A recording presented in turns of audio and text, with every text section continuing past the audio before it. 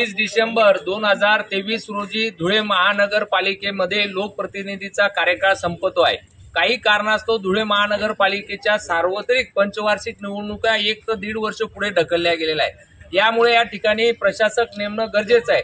धुळे जिल्हा राष्ट्रवादी काँग्रेस पक्षाच्या वतीने आम्ही मागणी केली की धुळे महानगरपालिकेवर कलेक्टर किंवा जिल्हा परिषदेचे मुख्य कार्यकारी अधिकारी यांना प्रशासक म्हणून नेमण्यात यावं। याचं कारण आहे गेल्या 5 वर्षांमध्ये धुळे महानगरपालिकेवर भाजपने अतिशय मोठ्या प्रमाणात भ्रष्टाचार, अनियमितता आणि दादागिरी या ठिकाणी केलेली आहे। आज राजकीय लोकांचा अड्डा धुळे महानगरपालिका बनणे, या ठिकाणी चुकीचे कामं होत आहेत, फाईल गाळ होत आहेत, ठेकेदार लोक फाईल या ठिकाणी बाहेर घेऊन जात आहेत। 632 कोटी रुपयाचे अर्थसंकल्प असणारी धुळे महानगरपालिका आहे। जर धुळे महानगरपालिकेला शिस्त लावायची असेल, या ठिकाणी चांगलं काम जनतेसाठी करायचं असेल तर या ठिकाणी आयएस दर्जाचा अधिकाऱ्याची कलेक्टर किंवा जिल्हा परिषदचे जे सीओ आहे यांची या ठिकाणी प्रशासक म्हणून नेमणूक करावी, असे या पद्धतीचं आज आम्ही निवेदन दिलेलं आहे।